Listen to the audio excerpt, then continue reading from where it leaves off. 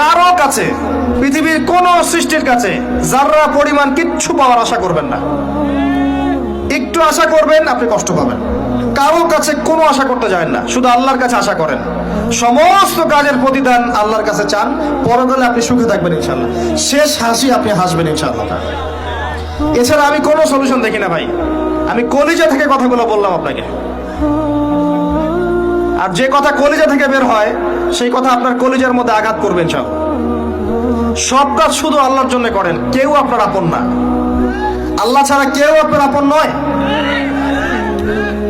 আপনি ভুল করবেন যদি আপনি অন্য কাউকে আপন মনে করেন। আপনার পলিটিক্যাল লিডার, আপনার প্রশাসনের স্যার, আপনার পরিবারের স্ত্রী, আপনার সন্তান, হাবি হাবি যা যা আছে, যদি মনে করেন আমার আপনজন, আপনি ভুল করবেন। সবাই সবার স্বার্থ চেনে, সবাই সবার স্বার্থ চেনে। শুধু আল্লাহ আপনাকে নিঃস্বার্থভাবে ভালোবাসেন, আল্লাহ পাক স্বার্থ চান না। সারাটা জীবন পাপ করে থাকলেও একটা বার দাঁড়িয়ে খালি বলেন আল্লাহ আস্তাগফিরুল্লাহ ওয়া আতুবু ইলাইহি, মন থেকে বলেন আল্লাহ আমি ভুল করেছি, আল্লাহ আমাকে মাফ করে দাও। এক মুহূর্তের মধ্যে আল্লাহ পাক আপনার সমস্ত গুনাহগুলোকে নেকিতে পরিবর্তন করে দিবেন ইনশাআল্লাহ।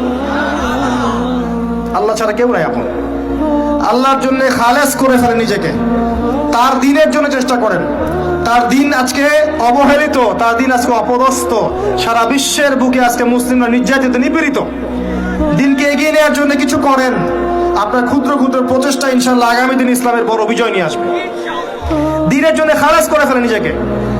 আপনার সময় আছে এখন, জ্ঞান অর্জন করেন, জ্ঞান অর্জন করেন, পড়াশোনা করেন, আলেম ওলামার কাছে গিয়ে ক্লাসিক্যাল বইগুলো পড়েন, প্রজেক্ট রেডি করেন, দাওয়াতি কাজ করেন, বই লিখেন, বক্তব্য দেন, দিনের জন্য করেন। আপনাকে আপনার দুনিয়া আল্লাহ গুছিয়ে দিবেন ইনশাআল্লাহ। দুনিয়া আল্লাহ গুছিয়ে দিবেন ইনশাআল্লাহ। আপনি দিনের জন্য খালেস করে ফেলেন নিজেকে, আল্লাহর দিনের হয়ে যান। এবং দুনিয়া যে কাজগুলো করবেন শুধু আল্লাহ সন্তুষ্টির জন্য করবেন, কারো কাছে কিচ্ছু পাওয়ার আশা করবেন না। দেখবেন